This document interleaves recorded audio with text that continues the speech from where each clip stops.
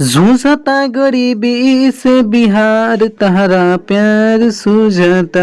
स्वागत है दोस्तों आप सभी को हमारे इस YouTube चैनल। आज के इस वीडियो में मैं चर्चा करने वाला क्लास 10 मॉडल पेपर 2023 आधारित हिंदी के 60 MBBI ऑब्जेक्टिव प्रश्न जो आपके सीधे एग्जाम 2023 में लड़ेगा। तो यह वीडियो काफी महत्वपूर्ण होगा, सो प्लीज आप सभी इस वीडियो को ध्यान से देखेंगे। तो आइए बिना देरी किए हुए क्लास को स्टार्ट करते हैं और देखते हैं आपका पहला प्रश्न क्या है। देखिए पहला प्रश्न कह रहा है, पहला चैप्टर से कह रहा है the caste in India their mechanism किसकी रचना है? भीमराव अंबेडकर की, राम मनोहर लोहिया की, महात्मा गांधी के या सुखदेव का? तो इसका करेक्ट आंसर क्या हो जाएगा? भीमराव अंबेडकर हो जाएगा। लाइव चैट खुला हो तो लाइव चैट में आंसर बता सकते हैं या कमेंट बॉक्स में आप आंसर को छाप सकते हैं। दूसरा नंबर प्रश्न देखिएगा, पानी उतरना मुहावरे का अर्थ क्या होता है? शर्म ना रहना, पराजित होना, खतरे की संभावना या मुसीबत टलना? तो पानी न उतरना मुहावरे का क्या अर्थ हो जाएगा? तो शर्म ना रहना। क्या हो जाएगा? शर्म ना रहना इसका करेक्ट आंसर हो जाएगा। अगले प्रश्न पे चर्चा करेंगे। तीसरा नंबर प्रश्न देखिएगा, नागरी लिपि शीर्षक निबंध के रचनाकार कौन है? यानी नागरी लिपि के लेखक कौन है? इस प्रकार से भी इसको बोल सकते हैं। तो इसका करेक्ट आंसर हो जाएगा गुणाकर मूल्य। नागरी लिपि गुणाकर मूल्य। क्या हो जाएगा? गुणाकर मूल्य करेक्ट आंसर हो जाएगा। चौथा नंबर प्रश्न देखिए आप सभी से पूछा हुआ है, हिंदी भाषा में वचन कितने प्रकार के होते हैं? हिंदी भाषा में वचन कितने प्रकार के होते हैं? तो हिंदी भाषा में वचन 2 प्रकार के होते हैं। कितने प्रकार के होते हैं? तो 2 प्रकार के वचन होते हैं। पांचवा नंबर प्रश्न देखिए कह रहे हैं, नवग्रह शब्द किस समाज का उदाहरण है? दिगु समाज का, अभिभाव समाज का, कर्मधारय समाज का या तत्पुरुष समाज का? तो नवग्रह शब्द किस समाज का उदाहरण हो जाएगा? तो दिग्गु समाज का यह उदाहरण हो जाएगा। छठा नंबर प्रश्न कि हम सभी से पूछ रहा है कि सुलक्षणी कौन थी? तो सुलक्षणी कौन थी? तो हम सभी को मालूम है गुरु नानक की पत्नी थी। क्या था? तो गुरु नानक की पत्नी का क्या नाम था? तो यानी सुलक्षणी नाम था इनका। ठीक है, अगला क्वेश्चन देखिएगा, 7वां नंबर प्रश्न कह रहा है अज्ञ का पूरा नाम क्या है? सॉरी, अज्ञ का पूरा नाम भी प्रश्न पूछता है तो इसका आंसर हो जाएगा सच्चिदानंद हीरानंद बादशाह अज्ञ। लेकिन यहाँ पर प्रश्न पूछा हुआ है अज्ञ का जन्म कब हुआ था? तो अज्ञ का जन्म अगर आप सभी से पूछे तो क्या हो जाएगा? 7 मार्च 1911 ईस्वी को अज्ञ का जन्म हुआ था। 8वां नंबर प्रश्न देखिएगा, अभिव्यक्त शब्द में निहित उपसर्ग है, यानी अभिव्यक्त में कौन सा उपसर्ग है? अ है या भी है या अब है या अभिनयन? तो देखिए अभिव्यक्त में क्या हो जाएगा? तो अभी क्या हो जाएगा? तो उपसर्ग हो जाएगा। उपसर्ग पहले होता है, प्रत्यय बाद में होता है। इससे है ना हर एक साल है ना 2 गो क्वेश्चन पूछता है, एक पूछेगा अभी उपसर्ग वाला और एक पूछेगा प्रत्यय वाला। ठीक है, तो प्रत्यय और उपसर्ग आपको हर हाल में कभी भी भूलना ही नहीं है। 9वां नंबर प्रश्न देखिए काफी कमाल का क्वेश्चन है। क्वेश्चन कह रहा है किसने कहा था अहगन महीना में भंगु ठीक हो जाएगा? किसने कहा था अहगन महीना में भंगु ठीक हो जाएगा? ज्योतिषी ने, पंडित ने, विद्वान ने या वैज्ञानिक ने? तो ज्योतिषी जी जो था वह बोले हुए थे कि अगहन महीना में जो भंगु है ना यह ठीक हो जाएगा, इसका तबीयत ठीक हो जाएगा। 10 नंबर प्रश्न के कारण मीनाक्षी मंदिर कहाँ है? केरल में, तमिलनाडु में, कर्नाटक में या हैदराबाद में? तो मीनाक्षी मंदिर तमिलनाडु में बहुत प्रसिद्ध मंदिर है। ठीक है, अगर मौका मिले तो आप लोग इस मंदिर में जाकर घूम सकते हैं। 11 नंबर प्रश्न का लौटकर आऊंगा फिर पाठ की विधा है, कविता है, कहानी है, निबंध है या साक्षात्कार है? तो इसका करेक्ट आंसर हो जाएगा लौटकर आऊंगा फिर एक प्रकार का क्या है? तो कविता है। तो 11 का करेक्ट आंसर हमारा ए हो जाएगा। 12 नंबर प्रश्न देखिएगा, विशेषण के कितने भेद होते? 1 भेद होते, 2 भेद होते, 3 भेद होते या 4 भेद होते? तो विशेषण के अगर आप सभी से भेद पूछे तो 4 भेद होते। विशेषण के कितने भेद होते? 4 भेद। 13 नंबर प्रश्न देखिए करा कुंवर नारायण रचित पाठ है अक्षर ज्ञान, एक वृक्ष की हत्या, मछली या बहादुर? तो कुंवर नारायण द्वारा रचित पाठ का क्या नाम है? एक वृक्ष की हत्या। अगला प्रश्न 14 नंबर प्रश्न देखिए करा या लकुटी मरु कमरिया पर राजू तेहू पूर की तजी डारो इस पंक्ति के रचनाकार है, यानी यह जो पंक्ति है यह इसके रचनाकार कौन हो जाएगा? गुरु नानक हो जाएगा, घनानंद या रक्षान या प्रेमगन? तो 14 नंबर प्रश्न का आप सभी का करेक्ट आंसर क्या हो जाएगा? सी हो जाएगा, रक्षान हो जाएगा। सारा प्रश्न MBBI प्रश्न है, इसलिए आप सभी को इस क्लास को ध्यान से देखना ताकि आपका मॉडल पेपर की तैयारी बेहतर हो जाए, क्योंकि मॉडल पेपर से काफी ज्यादा एग्जाम में सीधे क्वेश्चन देखने को मिलेगा। 15 नंबर प्रश्न देखिए करा है बुद्धिज्म एवं कम्युनिज्म के लेखक कौन है? बुद्धिज्म एवं कम्युनिज्म के लेखक कौन है? तो इसका करेक्ट आंसर 15 नंबर प्रश्न का करेक्ट आंसर हो जाएगा बाबा साहब भीमराव अंबेडकर इनका लेखक है। 16 नंबर प्रश्न देखिए करा संख्यावाचक विशेषण है 4, काला, थोड़ा या अधिकतर? संख्यावाचक पूछ जाए तो 4 हो जाएगा। ये क्या हो जाएगा? संख्यावाचक विशेषण हो जाएगा। तो 16 नंबर प्रश्न का करेक्ट आंसर ए हो जाएगा। 17 नंबर प्रश्न की आप सभी से कह रहा है नानक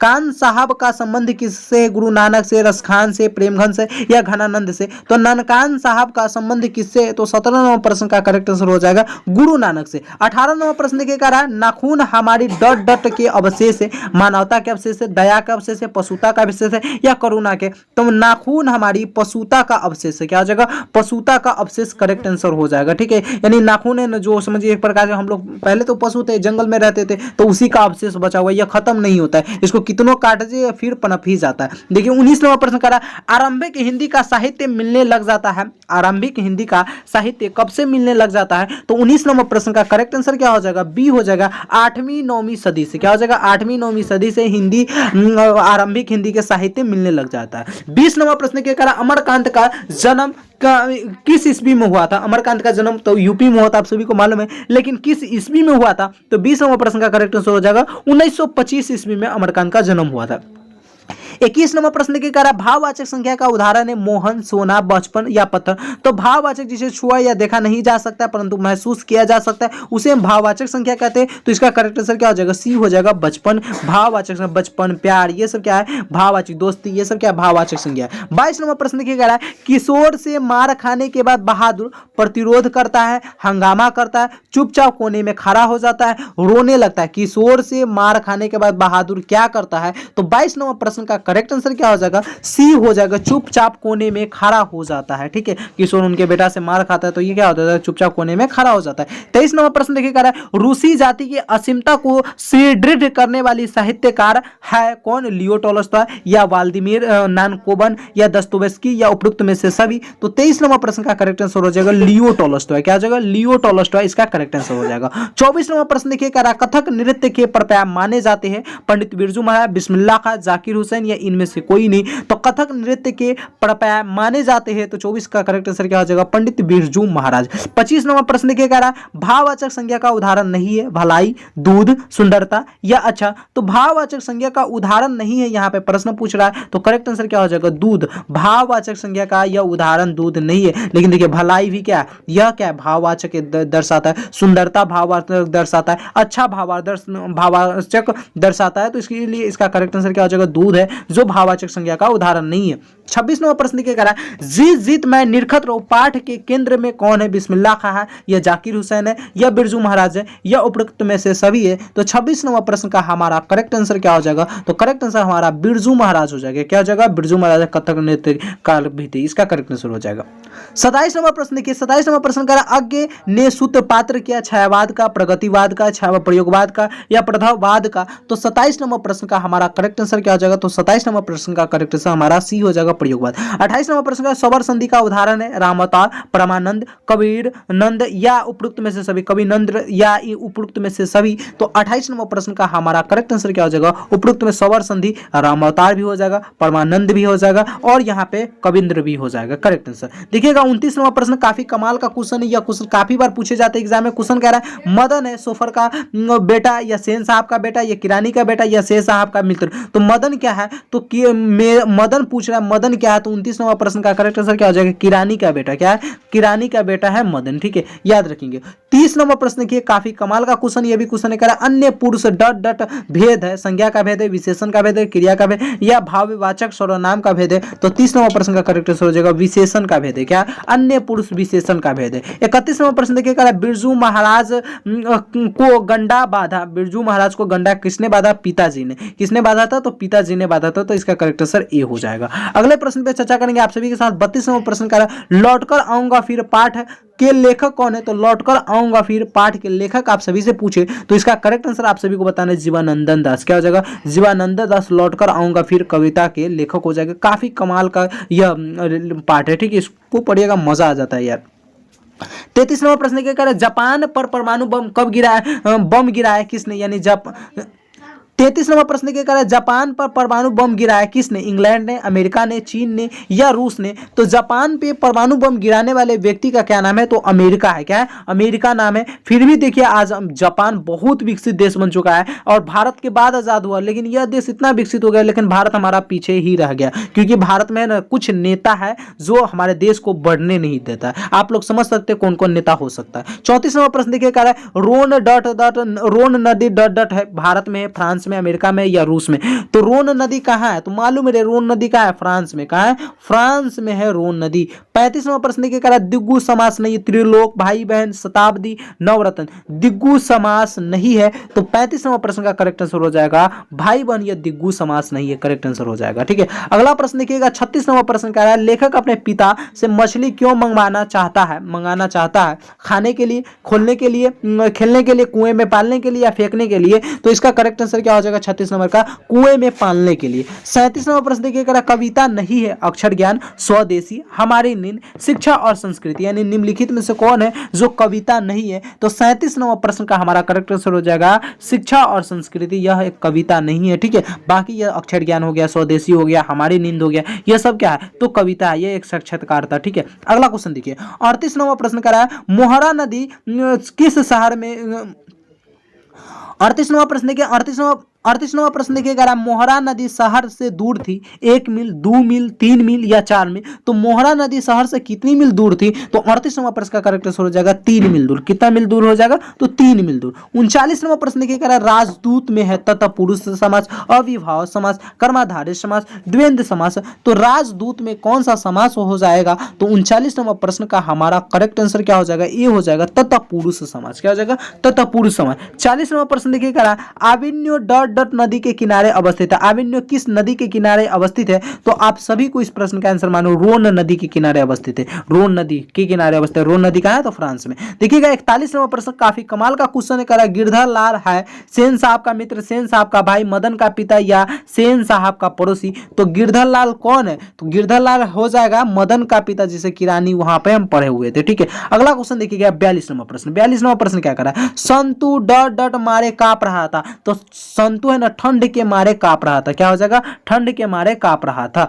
और 43वां प्रश्न के 43वां प्रश्न क्या कह रहा है बहुव्रीहि समास से पूर्व पद प्रधान होता है, उत्तर पद प्रधान होता है, दोनों पद प्रधान होता है या कोई पद प्रधान नहीं होता? यानी बहुव्रीहि समास में कौन सा पद है जो प्रधान होता है, यह प्रश्न कह रहा है। तो 43वां प्रश्न का हमारा करेक्ट आंसर क्या हो जाएगा? इसमें कोई पद है ना प्रधान नहीं होता है, इस बात को याद रखेंगे। ठीक है, 44वां प्रश्न देखिए काफी कमाल का यह भी क्वेश्चन है। क्वेश्चन कह रहा है मैक्स मुलर के अनुसार सर्वाधिक संपदा और प्राकृतिक सौंदर्य से परिपूर्ण कौन सा देश है? तो I love my India Bharat. क्या हो जाएगा? भारत करेक्ट आंसर इसका हो जाएगा, याद रखेंगे। ठीक है, अगला क्वेश्चन देखेंगे आप सभी के साथ। क्वेश्चन है 45 नंबर क्वेश्चन कह रहा है कमरुद्दीन का जन्म हुआ था उत्तर प्रदेश में, बिहार में, महाराष्ट्र में या कलकत्ता में? तो कमरुद्दीन का जन्म कहां हुआ था? तो 45वां प्रश्न का हमारा करेक्ट आंसर क्या हो जाएगा? बी हो जाएगा, बिहार में हुआ था। कहां हुआ था? बिहार में हुआ था। 46वां प्रश्न देखिए कह रहा है व्यंजन संधि का उदाहरण नहीं है पुनर्जन्म, व्यागिस, जगन्नाथ, उपरोक्त सभी व्यंजन संधि का उदाहरण नहीं है। तो 46वां प्रश्न का करेक्ट आंसर हो जाएगा पुनर्जन्म या व्यंजन संधि का उदाहरण नहीं है। 47वां प्रश्न देखिए कमाल का क्वेश्चन कह रहा है बिस्मिल्लाह खां के परदादा उस्ताद सैलार हुसैन खां के कहां के निवासी थे? यानी बिस्मिल्लाह खां के परदादा का नाम क्या था? तो उस्ताद सैलार हुसैन। ठीक है, यह कहां के निवासी थे? डुमराव के, सीतामढ़ी के, दरभंगा के या पटना के? तो 47वां प्रश्न का हमारा करेक्ट आंसर क्या हो जाएगा? तो ए हो जाएगा डुमराव का। ठीक है, अगर आप सभी टेलीग्राम ग्रुप से नहीं जुड़े हुए तो डिस्क्रिप्शन में टेलीग्राम चैनल, टेलीग्राम ग्रुप, सभी चीजों का लिंक दिया हुआ है, सभी जगह आप लोग जुड़ जाइए। ठीक है, 48वां प्रश्न कर रहा है मछली कहानी के लेखक है साबर दहिया, यतीन्द्र मिश्रा, श्रीनिवास, विनोद कुमार शुक्ल? तो 48वां प्रश्न का हमारा करेक्ट आंसर क्या हो जाएगा? तो 48वां प्रश्न का करेक्ट आंसर हो जाएगा विनोद कुमार शुक्ल। 49वां प्रश्न कर रहा है धर्मात्मा का संधि विच्छेद क्या होगा? धर्मात्मा का संधि विच्छेद क्या होगा? तो इसका करेक्ट आंसर हो क्या हो जाएगा? ध प्लस आत्मा नहीं, धर्म प्लस आत्मा नहीं, धर्म प्लस महात्मा नहीं, धर्म प्लस आत्मा, ये करेक्ट आंसर है। धर्म आत्मा करेक्ट आंसर क्या हो जाएगा? 49 का करेक्ट आंसर डी हो जाएगा। चलिएगा 50 नंबर प्रश्न कह रहा है जन्म से ही पागल थी पापती, लक्ष्मी, मंगू, सीता? यानी जन्म से ही कौन पागल थी? तो इसका करेक्ट आंसर क्या हो जाएगा? मंगू पागल थी। कौन हो जाएगा? तो मंगू जन्म से ही पागल थी। 51 नंबर प्रश्न देखिए कह रहा है निबंध है परंपरा का मूल्यांकन मछली, बहादुर या भारत माता? तो निबंध पूछे तो परंपरा का मूल्यांकन क्या है? तो निबंध है। क्या है? परंपरा का मूल्यांकन निबंध है, याद रखेंगे। 52 नंबर प्रश्न क्या कह रहा है संगीत शास्त्र नरगत सुधीर वाधा में कौन है? शहनाई है, तबला है, बांसुरी है या ढोलक है? तो इसका करेक्ट आंसर हो जाएगा ए शहनाई है। क्या? शहनाई है, करेक्ट आंसर हो जाएगा। चलिएगा 53 नंबर प्रश्न कह रहा है शुद्ध शब्द है रोशन, आकांक्षा, कर्तव्य या उत्कर्ष? तो देखिए शुद्ध शब्द यहाँ पे पूछ रहा है। तो 53 नंबर प्रश्न का करेक्ट आंसर हो जाएगा रोशन क्या हो जाएगा, शुद्ध शब्द हो जाएगा, कर्तव्य नहीं, कर्तव्य होना चाहिए यहाँ पे, कर्तव्य, हाँ ये ठीक है, रोशन तो ऐसे होगा रोशन, ठीक है, तो यहाँ पे सी करेक्ट आंसर हो जाएगा। अगला क्वेश्चन देखेंगे 54 नंबर प्रश्न कह रहा है मैक्स मूलर डॉट डॉट विद्वान था, फ्रांस का, अमेरिका का, रूस का या जर्मनी का।